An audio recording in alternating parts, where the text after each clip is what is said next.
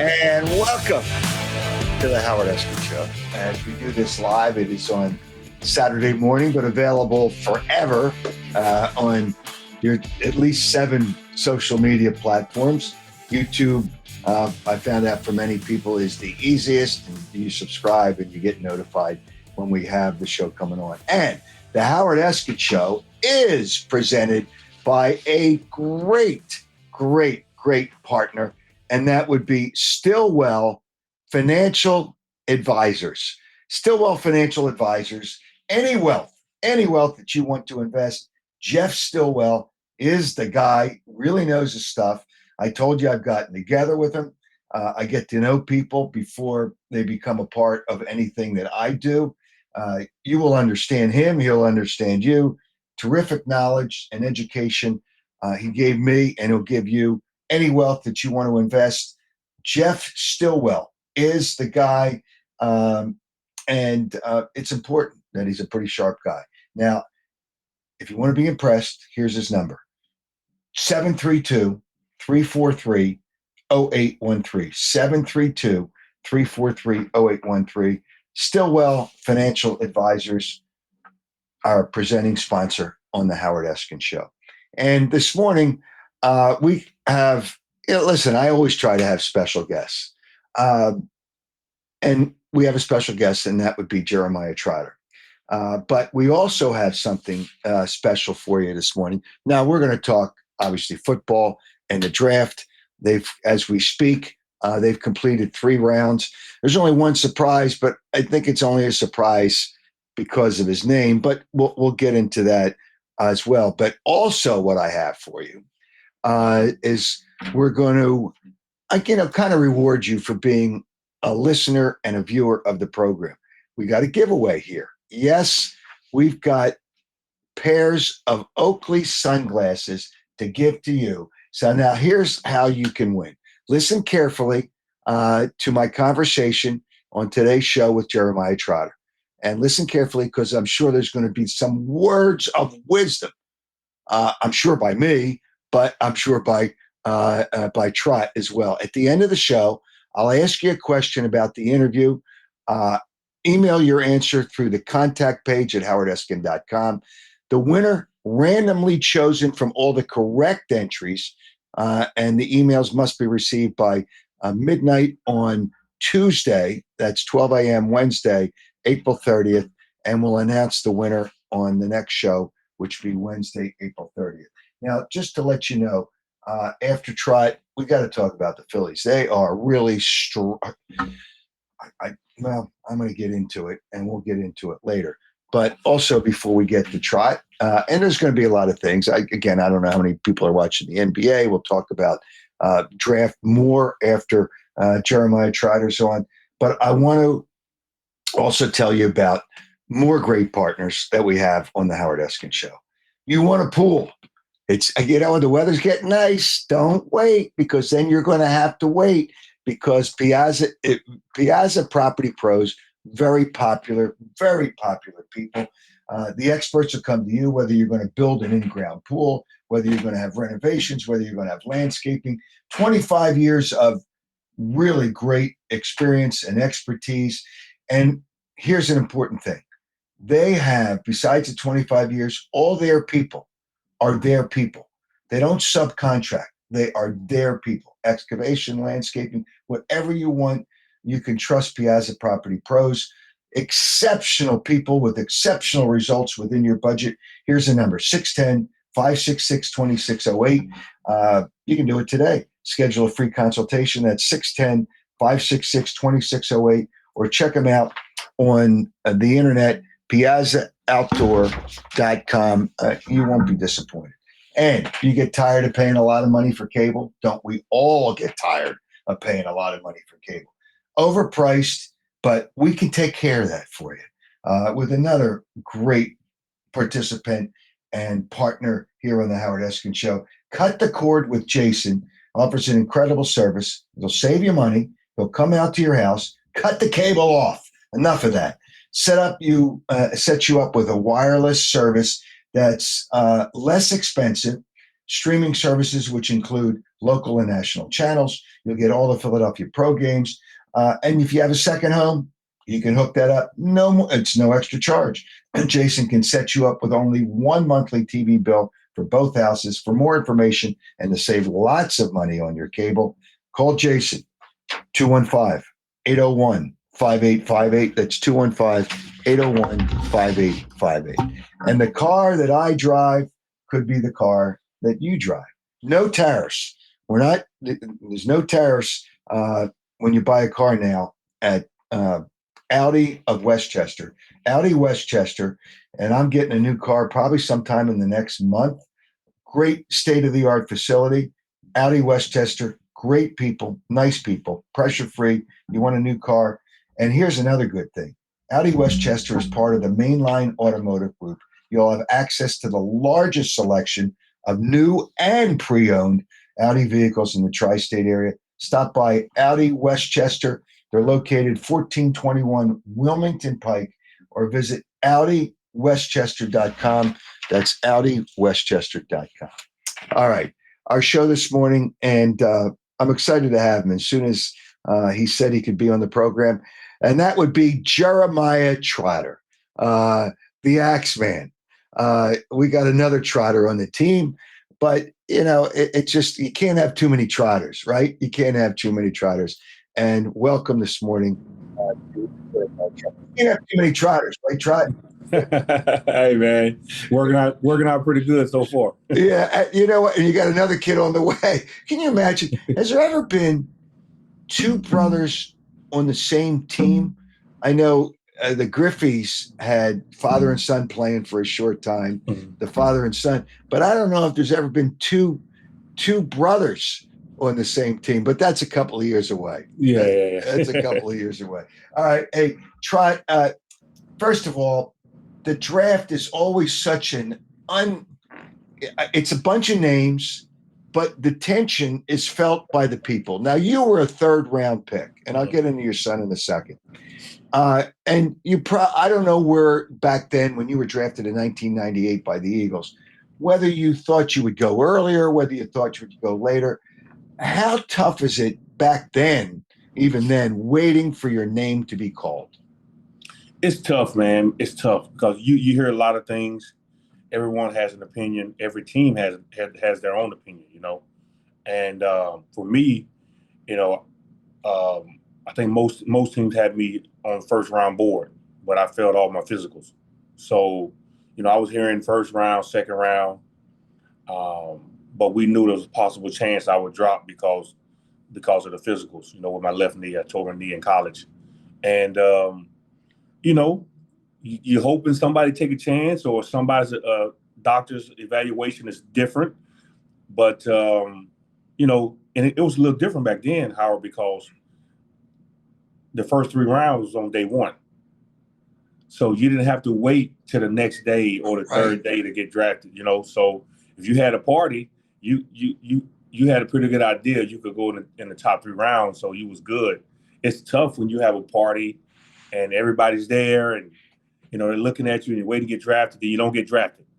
That's tough, man. And I hate to see any kid or parent going through that. I went through it personally. I watched my son go through it. And, but you know what? At the end of the day, if you get your name called, you're blessed enough to get your name called. Man, it's a blessing. When you kind of think about the situation when you're injured. Now, the Eagles, it doesn't seem to bother them. Cooper DeJean was really a first-round pick last year, but he lasted into the second round where the Eagles would get him. He's turned into a hell of a player, but he was injured when he was at Iowa, but they don't worry about it. Jihad Campbell, the player they took. Now, they got him with the next to last pick in the third round. They moved up just to make sure they got him. But he was injured too, and he may not even be ready for the start of the season. It seems like it's different now, maybe because, the rehab is different. The medicine is different. The doctors have better things that they can work with to help a player. It doesn't seem, do you see the same thing? It doesn't seem where injuries are as big an issue when teams draft a player. I think all the things you mentioned are in factor. Doctors are better, surgeons are more advanced, um, they're less abrasive. The rehab is fast, quicker. You know, and back when I tore my knee, surgery was good, this and that, but I had surgery by a team doctor and Stephen F. Austin. But now I think the Eagles do a great job of having their doctors look at them, evaluating them, and saying, okay, this is what we think. And they go with that. It worked out well for them when they drafted me. It could have very easily went the other way, but I was fortunate enough, blessed enough to be able to play 11 seasons in NFL, and they just have to do their own evaluation of the player, the history of injuries, and how focused they are, how they take care of their bodies. That's a big part, man. Being able to take care of your body during the course of the season. Mm-hmm. So they've done a good job with that. You know what? Back then, and we talked to Joe Banner recently on the show, and Andy Reid was the coach. The philosophy hasn't changed from that period. You build on the offensive and defensive line, and obviously the Eagles lost some defensive players. Mm-hmm.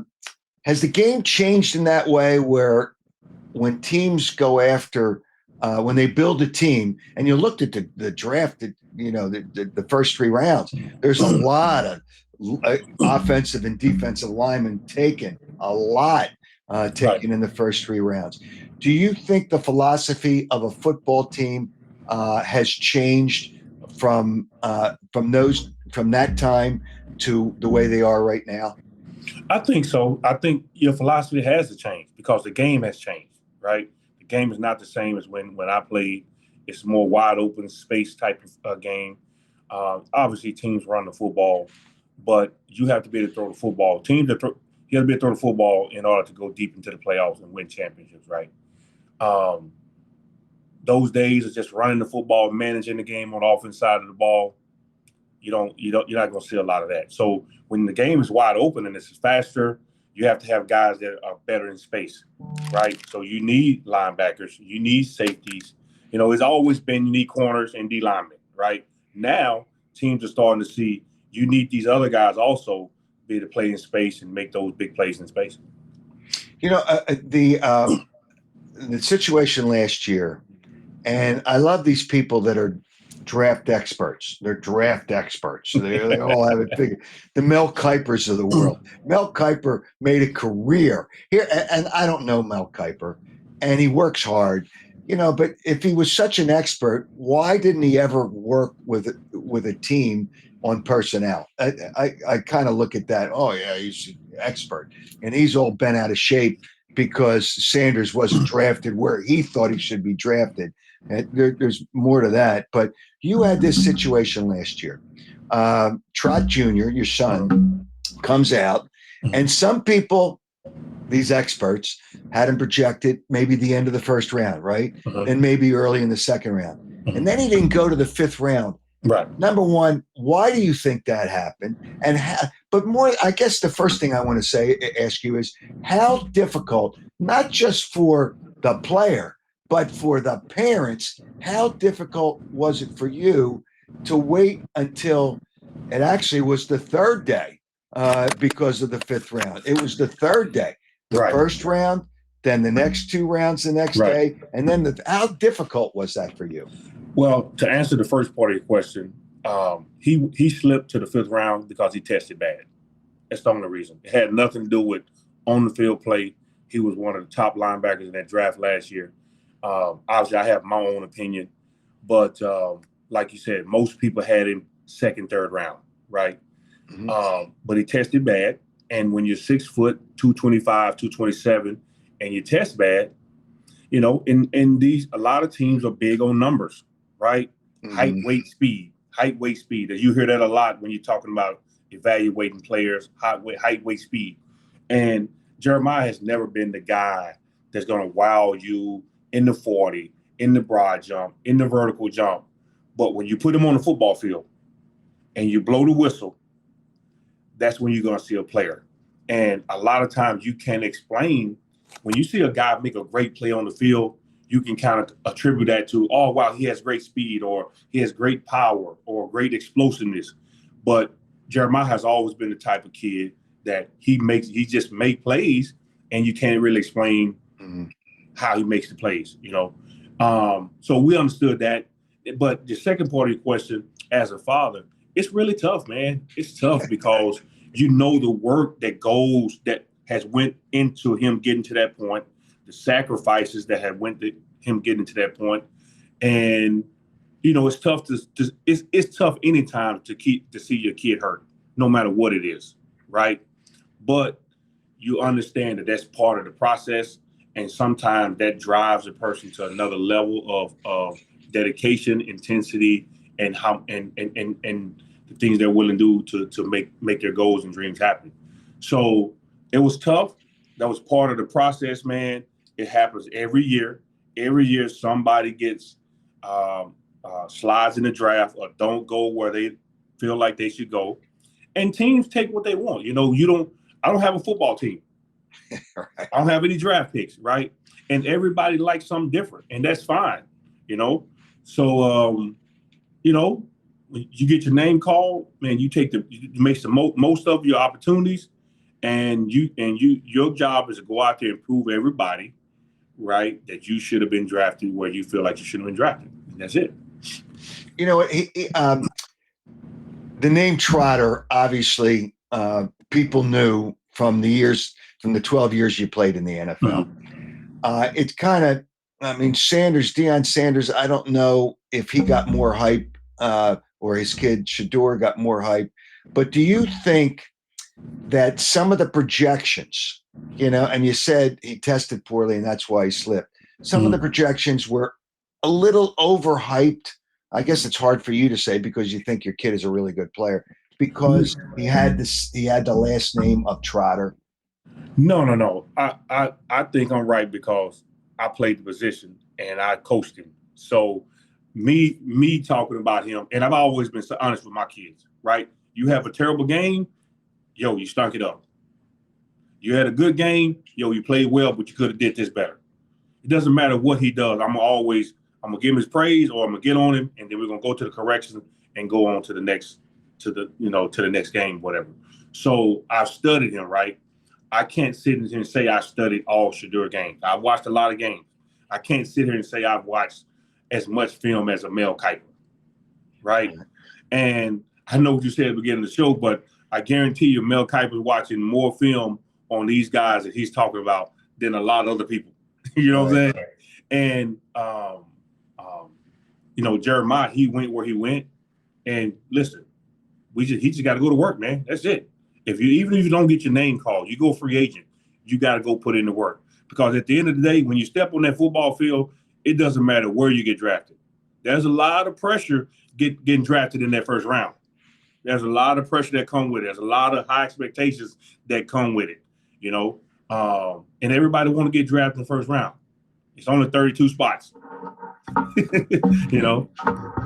Well, and that's part of it. Now, the other part of this, as far as your son, obviously getting the advice from you, special teams guy now, hey, listen, pay your dues, do what you have to do. Was it hard to explain to him, hey, you just do what they tell you to do and everything will be fine? How tough is it for your son to accept when he played as a starter for those years in Clemson to be on a special teams now? How tough is it, or your advice has helped him understand that situation? No, it wasn't tough for him at all, man. Jeremiah's always about working, earning his way. He went into Clemson his freshman year. He only played special teams. Typically the backups get in when you're blowing a team out. Unfortunately for him, his freshman year, they didn't have many blowouts. It was always in a dogfight. And he came in next year. He battled for the starting job. He won the job. By the end of the season, he was All-American. Next year, came in, started All-American again. We made the decision to come out, And, I don't feel like staying another year would have helped him any. You made 2-time All-American. I mean, what else you got to prove at that level? No matter where you get drafted, you really just putting your body at more risk playing another year in college. That's the way I looked at it. And it's not hard for him, man. He goes in, he keeps his head down.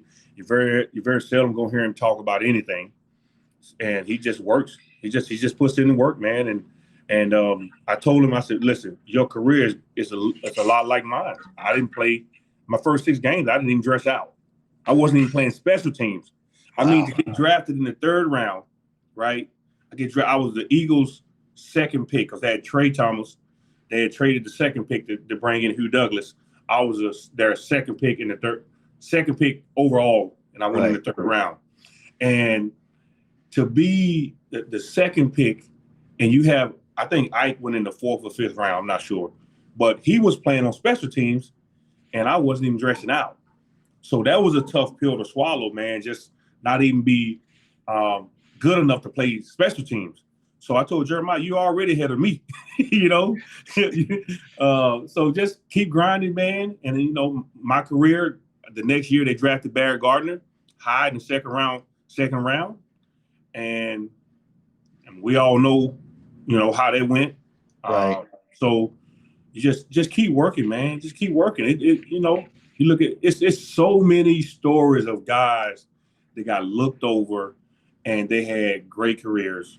The people that's talking about the GOAT, 6th round, So it doesn't matter where you go. It's what you do after you get drafted. All right. So as a dad, you watch your kid play, and your son has a big fumble recovery in the playoff game. But when you're watching the games and you're watching it closely, is it tense for you to watch? And obviously there's excitement when he makes it a play on special teams. Is it tough for you to watch? Is it tougher than playing? When you're playing, you're just involved. When you're watching as a dad, it's really, it's tough sometimes, isn't it? Yeah. When you're playing, man, you just locked in, right? And you can dictate what happens in the game. I can control for a certain extent what happens in that game. When you're watching as a father, you have no control. You have zero control, right? So you just hope and pray all the work he put in during the week, during all these years, he go out and have a great game. And I used to get really, really nervous before games, because I know it's a tough sport, man, and injuries happen. But you always want your kids to go out to play to their best ability.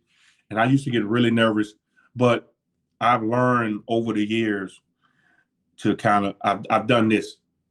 And it took a lot of prayer for me to just, okay, God, I trust you. He's yours. Whatever happens, you have control of his life and his career. So now I can sit back in peace and watch the game knowing I don't have control anyway. And I've really fully given my kids, my boys, their career. No matter how it goes, I've given it to God, and it really helps me during the course of the game. So you don't get involved. See, I think the thing with Shedeur Sanders is, Chris Sims made a really good point when I had him on one of the shows. And I respect Chris Sims. People in Philadelphia didn't like him because he wasn't a Hurts fan at the beginning. So, what he just said, he talked about what he saw. And Jalen has obviously improved. But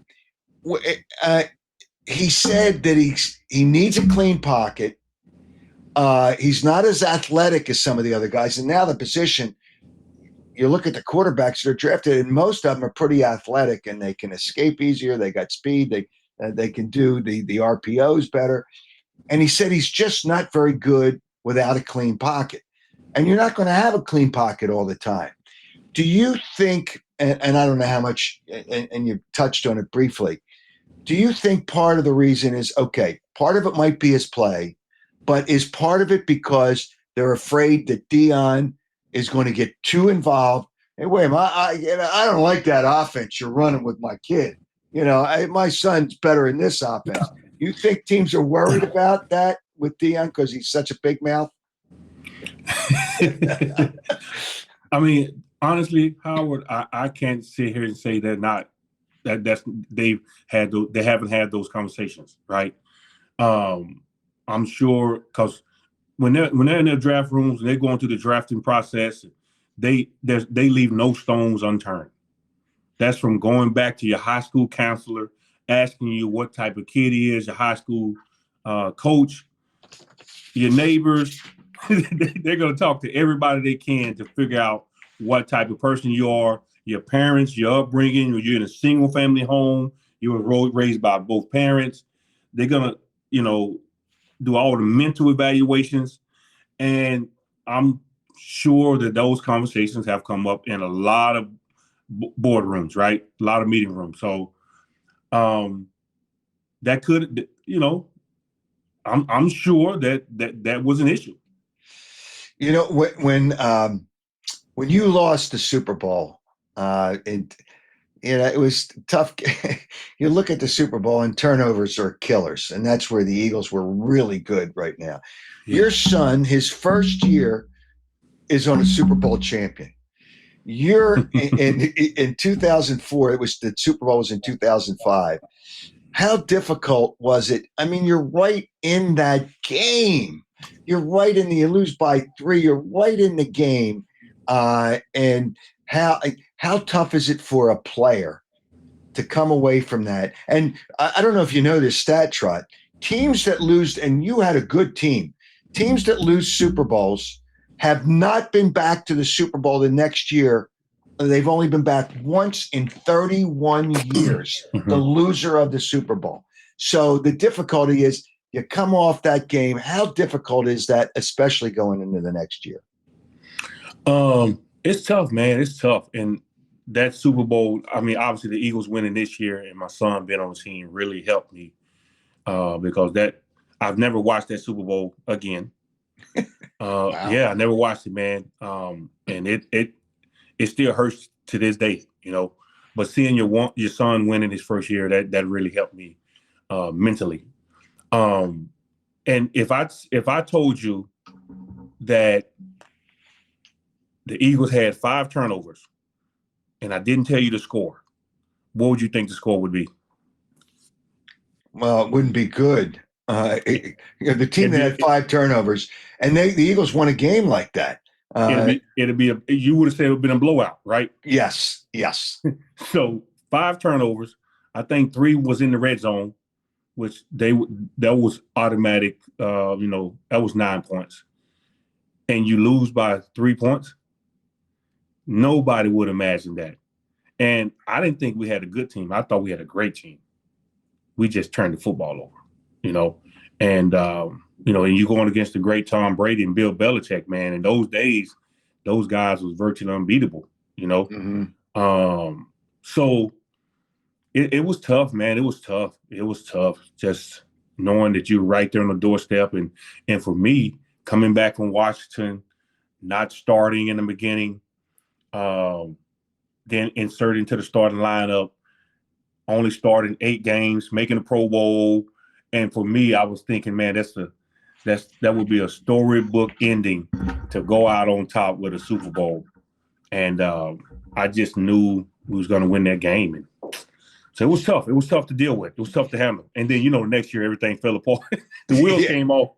That's what happens. When the team loses, it's amazing. When the team loses, they don't have a good year the next year. It happened to San Francisco. It happens to almost everybody. I mean, one of the rare teams was New England, but it for whatever reason, it doesn't translate the next year. So, all right. So now you played with Donovan McNabb, and Donovan is, I think, right now, Jalen Hurts hasn't played long enough. The best quarterback in Eagles history. No doubt. Yeah, okay, and no doubt. There it is, best quarterback. So how do you compare Jalen Hurts and Donovan McNabb? Man, they both great quarterbacks, man. They're both great. Donovan came into a situation where we were a bad team, man. Bad team. When I came as a rookie, it was a laughing stock of the NFL. Yeah, right. Yeah, it was tough. And we lost a lot of games my rookie year. Then they bring in Andy Reid, Jim Johnson. That my first year starting, man, we had one of the top defenses in the NFL. So defensively, we were there. We were ready. But it took the offense time. And Andy, he drafted Donovan, and he kept telling us, hey, listen, guys, keep playing well on defense. You're on the right track. I promise you, I'm gonna right the ship on offense. Just stay patient with us. When the head coach comes in your meeting rooms and says things like that, it gives you motivation. Because sometimes we never let it get to us, but it could happen. Sometimes you can get frustrated with the other side of the ball. But what we did was we just focused on us. Hey, guys, we can't control what happened on the other side. It's our job to go out and get the ball back for them guys, no matter how many times we have to do it, And Andy did. He righted the ship. And Donovan, we knew early on that he was special, and they had already drafted Trey Thomas my year, the year before. So they had the left tackle solidified. We had Deuce Staley, and he just slowly but surely put the pieces together. But the main piece was Donovan McNabb. I don't know. You were here the second year. Your second year is when Donovan was drafted, right? Yes. Okay. After you were drafted, next year was Donovan. Do you remember all the nonsense and all the bullshit that went on in Philadelphia with the people wanting Ricky Williams? Do you remember those morons that went up to New York? Do you remember all that? Listen, Ricky was a special player, but Andy Reid understood you can't win games without a quarterback. So he didn't listen to all that. He was like, listen, I'm getting me a quarter. I'm trying to stay around for a little bit. Yeah, well, and you know what? Here's another thing, and I've talked about this. For a head coach to be successful, you're going to be more successful at some point if the players respect you. You got to respect the head coach, right? But to love the head coach and respect the head coach, it's hard to get both. Andy Reid, and I'm just trying to remember all those times. And Andy was just kind of a low-key guy, but I know in Kansas City, they go to the wall for the guy. Did most, if not all, the players both respect and love Andy Reid? And is that what made him a great coach? Oh, yeah, man. And you definitely respect him, especially early on. You respected how he came in and he changed the culture. Obviously brought in his own people, started to draft his own guys.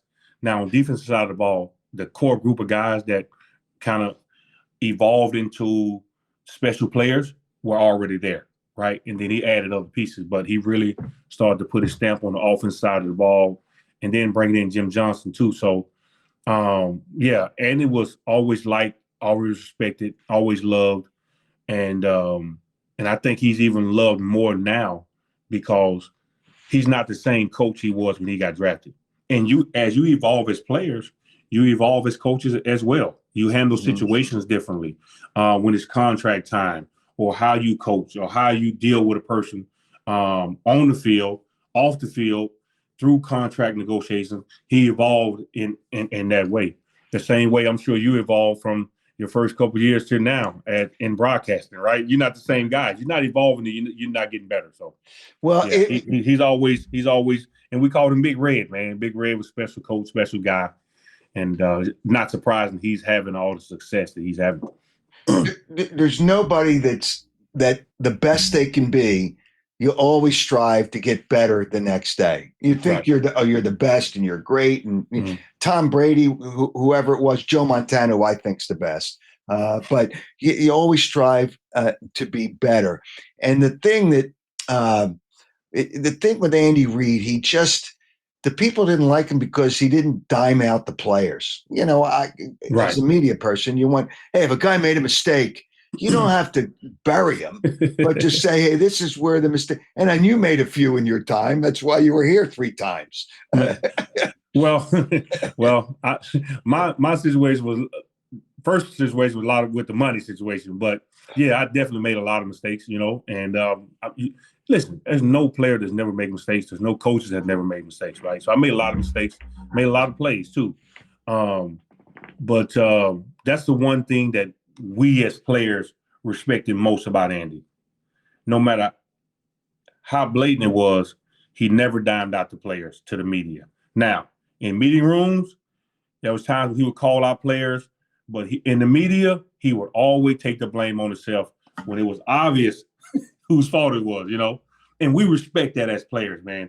That's why we always try to defend him always try to defend him also, and as a player, man, you respect that about your coach. Take the heat. That's what leaders do. He's the best coach in the NFL. He's better than Belichick. He's better. It's just, well, he cheated in your Super Bowl. The damn guy cheated in your Super Bowl, and you know it now. Yeah. Listen, I remember asking one of my coaches years later, right? I don't want to say his name. I said, yo, man, you really think they were stealing our signals? He said, Trot, without a shadow of a doubt. They knew exactly everything we was running. And so that goes, now you question, like, all the Super Bowl rings, And I'm not bitter. Yeah, we could have made some more plays. I could have made some more plays in the game to help us win. But, when you're doing things that are against the rules, it's it's just, I'm going to tell you, and I've told this story before on the show, and the stuff didn't come out till after this happened. The Eagles are in New England. Malcolm Jenkins gets an interception, pick six, and it was 99 yards. Mm-hmm. A player, when he gets an interception, sometimes but when he gets it for a touchdown, he keeps the football. So I'm standing there on the sidelines, and one of their equipment guys comes over and says, can we have that ball back? We'll give it back to you at the end of the game. Mm-hmm. Now, at the end of the season, I said, why do they want the ball back? What's the big deal? And they'll give it back. At the end of the season, all that stuff came out. And then Tom Brady was cheating too with deflating the footballs. And I'm saying, I think back, I says, that was it. That football was deflated. Mm-hmm. And they wanted it back just so the Eagles wouldn't recognize that football was deflated. I mean, the guy was cheating against. He cheated against you. Doesn't that be honest with me? Didn't that piss you off? You think back to the Super Bowl. It's your only Super Bowl, right? So you think back, and the son of a bitch cheated. Excuse my language. The son of a gun cheated. I'll be politically correct. He's not a son of a whatever. He cheated. Doesn't that piss you off? How we just got through talking about you evolving, and you done resorted back to the old Howard Eskin. Come on, man. You know what? To be honest with you, Howard, you think about that, right? But when I think about the Super Bowl, I think more about what we could have done better. Because whether they had flat footballs or over too much air in the balls, we should have won the game. You know what I'm saying? I can't control what they do, right? We can only control what we do. And I just think about all the plays that we left on the football field as a team. And we should have won the game, but we didn't. We made too many mistakes. They made the least amount of mistakes. And that deep in the playoffs, you can't turn the football over anytime, but especially in the playoffs, right? Yep. On the defense side of the ball, we gave up too many plays in crucial moments of the game that we shouldn't have gave up. And even though we held them to, I think I think it was 24. I forget what it was, but it was 24-21. Yeah. Right. So that's still too many points with the type of defense we had, all right. So a couple more things. And one of them is, where did the axe chop come from? So growing up, I told the story a lot of times. Growing up, we chopped wood growing up. That's what we did to make money. Growing up with my dad. And I chopped wood every day I can remember. I don't really remember not chopping wood. That's how long I did it in high school. And so, when I started playing, and kind of making a name for myself, I saw Dawkins doing his thing and, other guys around the league doing their thing. And I wanted to kind of do something and kind of represent me and my upbringing. And so I did the axe chop, man. Well, and it was, and people love it. That's where the axe man came from. All right. This other thing, and it's really hard to believe. Okay, you played 3 times with the Eagles. I get all that. And just you're enough to come back and I believe you finished your career here with the Eagles when you came back from Tampa Bay. But you got in 2005, I think it was, which was the next season after you lost the Super Bowl. Mm-hmm. You got thrown out of the opening game before the game even started. What the hell? You got ejected before the game even started. What happened? Man, trying to defend one of my guys, I was trying to defend one of my guys. It escalated, and no punches were even thrown. I mean, I think they went overboard with the ejections. I definitely didn't throw a punch. I think what happened, remember the year before is when Pittsburgh and I think Cleveland had got into it before the game. Uh-huh. Right? They got into it before the game, and then the NFL was really cracking down on that. And I think the commissioner was at the game too. So now the referees, you got the commissioner at the game, and I guess they were trying to make a statement or whatever, but trying to defend one of my guys, and they actually implemented a rule after that where the warm-up, they moved the warm-up sides more away from each other. Uh-huh. So there's a 10-yard gray area where you can't go in. And we was warming up close to their DBs, their defensive backs, and they ran on our side or we ran on their side catching the football from one of the linebackers coaches. And the Honey Jones started jawing at one of the guys. And, you know, you're in game mode, man. When you're in game mode, it's a different mentality, you know. And then you see one of the guys over there, there's really nobody controlling pregame, right? When you're in the game and you start jawing back and forth or pushing and shoving, the referees jump in right away. Boom, separate you, blowing the whistles. Over there, there's nobody policing us. So now there's nobody to break you up, you know. So it kind of escalated, man, and it was tough, man. It happened, Howard. It happened so fast. I'm warming up. Next thing you know, I'm sitting in the locker room like this, looking at the TV, like, yo, am I really kicked out the game? You know? The opening game. One of my buddies that flew down for the game, my best friend, he said, man, I flew down here for this. It's like, how does that happen? Yeah, right, man. You owe me a ticket. You owe me a plane ticket. Was Andy Reid pissed? Andy wasn't really pissed, man. So you remember, right? After that happened, the Atlanta was walking to the locker room, and Ike was on the team. So right. We normally go to the middle of the field and start jumping up and down, getting ourselves hyped. Ike then already told him, yo, we ain't letting them jump around our logo. First of all, this ain't college. That's first thing, you know what I'm saying? So we on the logo, they run back out of the tunnel. So we're in the middle of the field. We faced off, jumping up and down. Everybody's talking trash. And Andy walks up to me and said, hey, he just leaned over really calm. He's like, hey, they just kick you out the game. So the way he said it wasn't believable. I said, huh? He said, yeah, they just kick you out the game. For that? So we go in the locker room, man, and, you know, Andy he's talking to the team.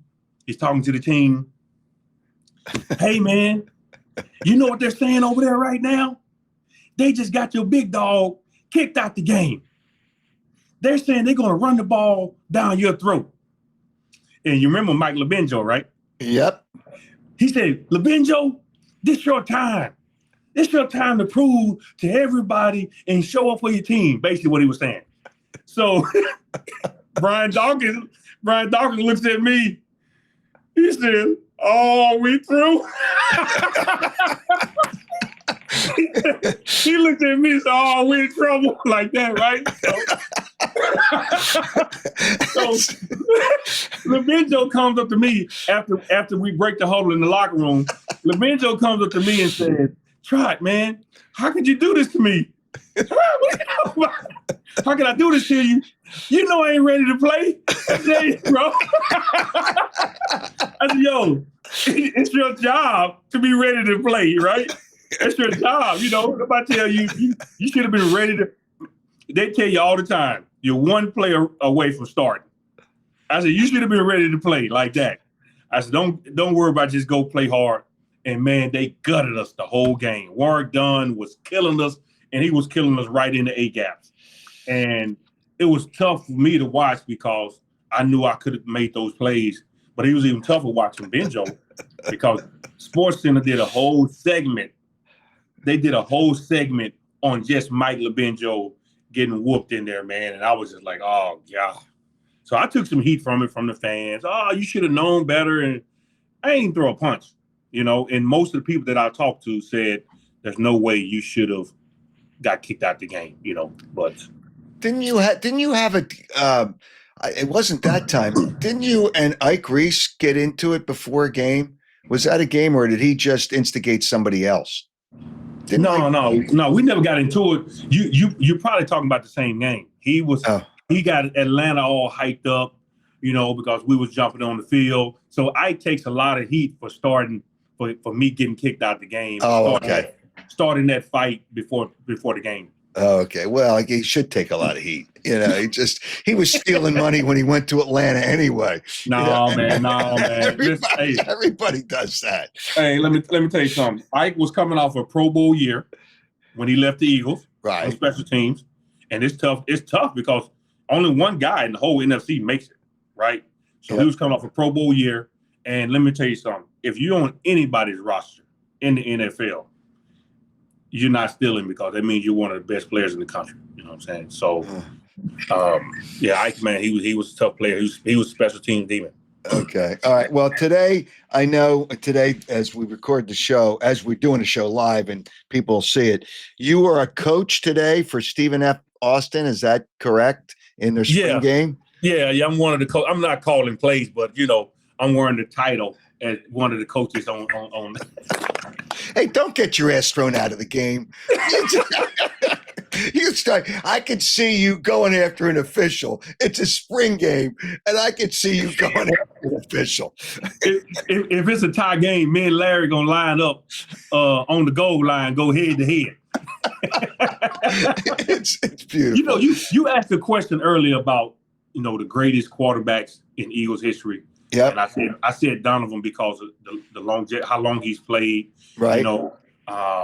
Jaws is a great one, but Jalen, man, he's on the right track, man. He's on the right track. He's still early in his career.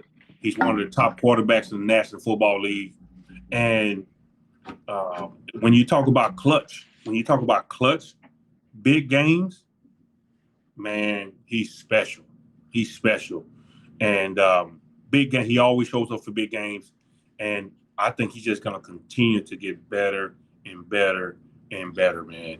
And he's on his way, Donovan, and this, and I saw this when Donovan got criticized, he took it too personally. I mean, that's what Philadelphia is. He just, and I know a story that he complained to the chef in the cafeteria that people were ripping him. I never heard that. Oh yeah, he complained that they're ripping me. He took it too personally. If he just accepted what it is, and I guess it's hard because the quarterback he gets the most compliments, but he also gets the most criticism. And if he just accepted it, and he was really, really good, and but he just took it too personally. He really just took it too personally. Did you ever see that from him? Man, here's what I know. I know we won a lot of football games. Yep. I mean, he was special, man. Just some of the things he would do, and he carried that offense for years, man, years. He was a special talent, and if we'd have won that Super Bowl in 2004. You're talking about a guy that would have been up for the Hall of Fame, I believe. Yeah. So special talent, won a lot of football games. It's one thing we knew on defense side of the ball.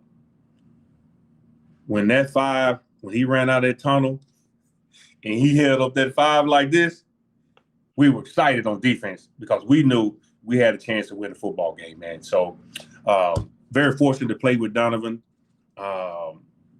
Exciting player, great player, great guy, man. And, we didn't get it done. And that, I can't say it hurt our legacies, but it could have been we could have been etched in history as far as the Eagles are concerned if we'd have won that Super Bowl. All right. Well, it's fun. I see a comment here. A guy said that he met you with his son, and you couldn't have been nicer. I thought you were always a jerk, but no, I'm only kidding. No, but don't ever change. It's great. Don't ever change, and it's great that today's players. Some of them are a little different, but don't ever change because you've always been nice to people. And it's great that you came on the show today, and I really do appreciate it. And stay in touch, brother. Appreciate you having me, man. Have a good one. All right, take care. All right. Jeremiah Trotter. It just what a great guy.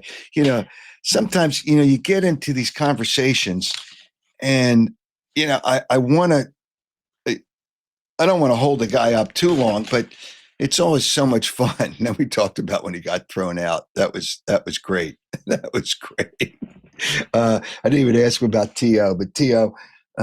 was different. I mean, I know about T.O., but T.O. was a different guy. All right. I do want to do some things, and I want to I really want to talk. I have to talk about the Phillies. But before we do that, I want to ask you if you're looking, or recommend to you, by the way, just knowing that this show, first of all, that this show is presented by Stillwell Financial Advisors.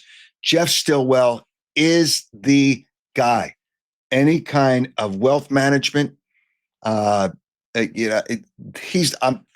learned a lot from him, and the conversations got to know him. 732-343-0813. And it's great that Stillwell Financial Advisors is our presenting sponsor on the Howard Eskin Show. But I also want to tell you about an automobile. You want a car. You want a nice car.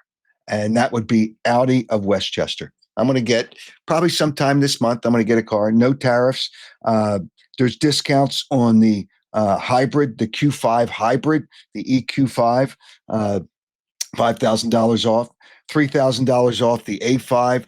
Great people, great showroom, and a great selection of vehicles, because as part of the Mainline Automotive Group, you have access to the largest selection of new and pre-owned Audi vehicles in the tri-state area. So stop by Audi of Westchester, located 1421 Wilmington Pike, or check out AudiofWestchester.com. That's Audi Westchester, not Audi of Westchester, AudiWestchester.com. And you want to save money on your cable? I got the guy. I know a guy who knows a guy, but he knows a guy. And that's Cut the Cord with Jason. Incredible service, and it will save you lots of money, because what Jason's going to do is come to your house, cut the cable off, set you up with a less expensive internet service, streaming services, which include local and national channels. So you'll get to see all the Philadelphia pro games. You're not going to miss anything. And if you have a second home, they can hook that up too. No extra charge. One monthly TV bill for both homes. For more information and to save yourself lots of money, call Jason, 215-801-5858, 215-801-5858. And with summer, the weather's getting better. You want to do something. First of all, you want to clean up. You want to clean up your yard. You want to make your place really nice for the summer. Piazza Property Pros, 25 years of experience. We're not talking about experience, great experience. You want to build an in-ground pool? They can do it. You want to have renovations, any kind of renovations? Piazza Property Pros? Yeah, they can do it. And it's all their people. They don't subcontract to anybody else. Landscaping, pools, anything around the home, you talk to them, see what they can do, pool maintenance. Trust Piazza Property Pros to deliver exceptional results, and it'll be within your budget. 610-566-2608, 610-566-2608, or piazzaoutdoor.com. All right, the draft. I talked about it a little bit with Trotter. The Eagles they traded twice in the third round, which was Friday night, twice in the third round. If they don't like a player, they just get more draft picks and they can play around with that later in the draft. They just didn't think the values were right for the players there. Shedeur Sanders, I think part of it is I think these talent scouts, excuse me, these draft experts got carried away with the fact that he was Deion Sanders' son and made him like, the second best quarter. Some of them had him projected as the best quarterback in the draft. He wasn't better than Cam Ward, but he's got some flaws. And obviously teams know that when they draft him. He's a backup quarterback. But then you're going to have to deal with Deion if he doesn't play. There's multiple things why he went through the first 2 days, the first 3 rounds, and he was not picked. But the first round pick that the Eagles got seems like a great guy, Jahad Campbell. Now he spoke to, it was NFL Network after he got picked, and you could tell his personality is off the charts. Listen to Jahad Campbell. I mean, he's a natural. Now he's got to be able to play, and he's coming with an injury, and that's why he lasted as late as he did. And the Eagles don't worry they don't worry too much about those things. They have him checked by their doctors. But listen to Jahad Campbell after he got picked. The question, you're already saying it's a surreal moment. Yeah, definitely. I mean, nothing will be possible, without the Most High, you feel what I'm saying, and my family and my friends and, just everybody supporting me, and just paving the way for me and mentoring me and guiding me, throughout my whole journey. So shout out to everybody back at home, man. I'm coming back home. Philly, y'all know what's up. We got to turn up. We got to get lit. We got to win another freaking Super Bowl next year, man. It's on. Never give up the microphone unless you're giving it to a draft pick that's going to a Super Bowl champion. What was it like to receive that phone call from a general manager that constructs a championship roster? Man, it was a surreal feeling, just getting that call and just being here and, just having that opportunity and, maximizing my opportunities when I was younger and, just leading it to this point. So I'm just extremely grateful and I'm honored. And you have a future in television when you're done playing. Congratulations. You're damn right. He hopes that's not any time too soon. But a local guy from the Sicklerville area, played high school ball there until his last year. It seems like now, and everybody says he's a great player. He's coming off an injury, so you got to concern yourself with that. And then in the second round, the Eagles got a defensive back, Andrew Makura, I guess is how you pronounce the name, defensive back. And defense is what helped them win. I think that the MVP was on defense. Nothing against Jalen Hurts. The MVP was on defense in the Super Bowl. Defense wins games now. It's kind of reverting back that way. Defense wins games, and the Eagles are making sure that they're okay on defense. All right, let's address the Phillies. This is absolutely brutal. And I believe, and I think this is correct, since the All-Star game last year, the Phillies have a losing record. Can you believe that? Remember, they got off to such a great start, and they didn't play well after the All-Star game. And now, if you take away those first, 6 games against horrible teams at the beginning of the year, they have a losing record now. And then they got shut out on Friday. They scored like nothing against the Mets on the last game in New York. Basically, they didn't score many runs. Anyway, they had 4 runs in the 9th inning, 1 game. I don't like this lineup. Stott's leading off where he should be. Schwarber should not have been leading off. But we're past that. It looks like Rob Thompson's going to keep Stott at the leadoff. In the last 2 games, when we speak live here, Wednesday and Friday, they had no extra base hits in the last game against the Mets. They had 2 extra base hits in the first game against the Cubs, and they got shut out. I just don't like their bullpen sucks. I mean, let's be honest. Their bullpen sucks. This is not a World Series team. And the manager, at some point, if they don't start playing better, the manager at some point is going to take the hit. And I don't think it's his fault. I mean, does he do everything the way everybody wants? Does he do everything the way I want? The players got to go out there and play. If the Phillies don't hit home runs, they don't score. They can't score without the home run. And it's pathetic. When the Mets won that last game on Wednesday night, they won that last game. And this nonsense baseball gives you a runner. So the Phillies scored a run in the extra inning, in the 10th inning. The Mets scored 2, and the second run came with 2 outs. I don't care if it was a bloop hit or not. The hitter made contact, and that's just the way it is. You've got to make contact. You can't always swing for the home run. You can't do that. You can't do that. And that's what they do. It's just absolutely brutal. They're not a World Series team. I hate to break the news to people. This is not a World Series team. And then it's just, it's a little blip, and it's just, and I love the guys on the postgame show, and I've mentioned this before. They're trying too hard. That's nonsense. And I'll say this. John Kruk says, well, they got to score more runs. You know what, John? That is great analysis. That analysis, it couldn't be better. The Phillies got to score more runs. Thanks, John. Thanks for that little bit of insight. I said that the other night. They're just not a good baseball. They're a good baseball team. They're not a really good baseball team. They're just not. They're not that team. They're just not that team. And they're going to have here a guy named Tony Woods. I think the Phillies should send half the team down to Lehigh Valley Iron Pigs and work on fundamentals of the game. They got to work on hitting. They got to work on contact. It's not all about the home run.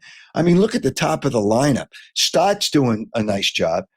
Turner's hitting, I think it's under 250 now. Harper's under 250. They don't hit, and Turner's a better hitter than that. I can't figure this out. That was a bad signing. He's a great guy. What a nice guy. But that was a bad signing. And Harper, if he doesn't hit home runs, he's not going to be an average hitter. He's going to hit 280-ish maybe. But he needs 30 home runs. But that's all he tries to swing for. Put the ball in play. All right. Phillies are going to have some challenges, and we'll see what happens there. As far as the NBA, who cares? Does anybody really care about the players? There's so many blowouts in the playoffs. It's a joke. The NBA is a joke. It's a joke. It's a bad product. The commissioner, we lost ratings, but we made improvements this year. No, you didn't. You didn't make improvements. It's to watch in a playoff game. It was one of the playoff games. It was at Oklahoma City. They won by, this is brutal. They won by 51 points. 51 points. This is the NBA. It's not college. It's the NBA. And then the next game, they're down by 29 points, and they came back to win the game. The NBA sucks. It sucks. So we've determined, okay, what sucks? The Phillies bullpen and the NBA sucks. All right, so now we told you at the beginning of the show, and here I've got my question, and it was kind of interesting to me, but whatever. I'm not going to give it away. To win a pair of Oakley sunglasses, and thanks to my pal at Oakley, you have to listen to the show, obviously. And if you listen to the Jeremiah Trotter interview, you will understand you would know what I'm talking about. At the end of the show, I'm going to come up with a question. Email your answer to the question I'm about to give you to the contact page at howardeskin.com. And the emails and the entries must be received by midnight on Tuesday, April 30th. They must be received, is Tuesday, April 30th? No, Tuesday's April 29th. But they must be received by Tuesday. It says April 30th. Wait a minute. Or 12 a.m. Wednesday is April 30th.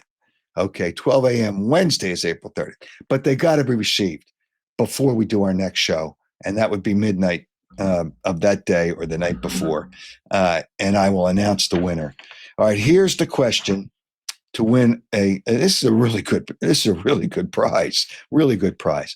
The question is, how many times Jeremiah Trotter lost his only Super Bowl with the Eagles, 2004 season, 2005. I'm telling you, it was a tough game for him. How many times has Jeremiah Trotter watched that Super Bowl game? How many times?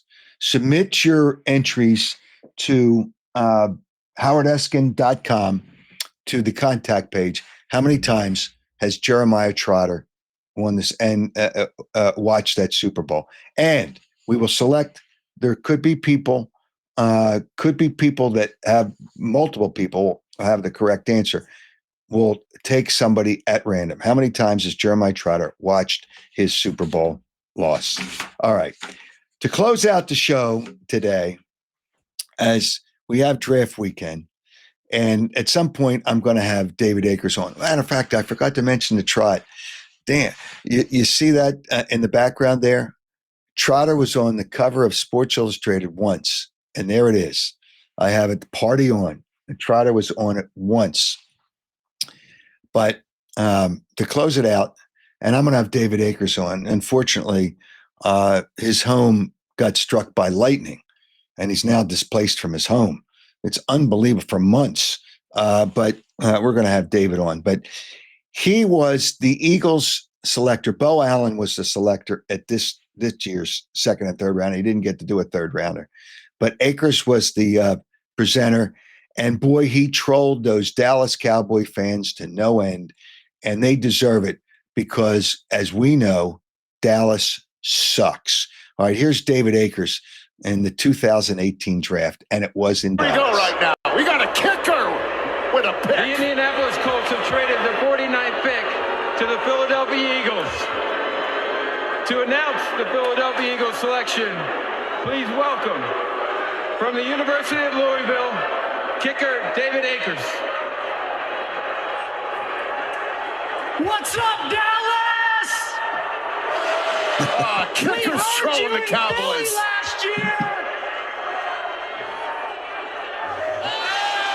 I like standing up here before you as an undrafted free agent, representing that shield for 15 years. Tonight, I'm representing the Philadelphia Eagles, NFC East champs, divisional champs, NFC champs, and world champs.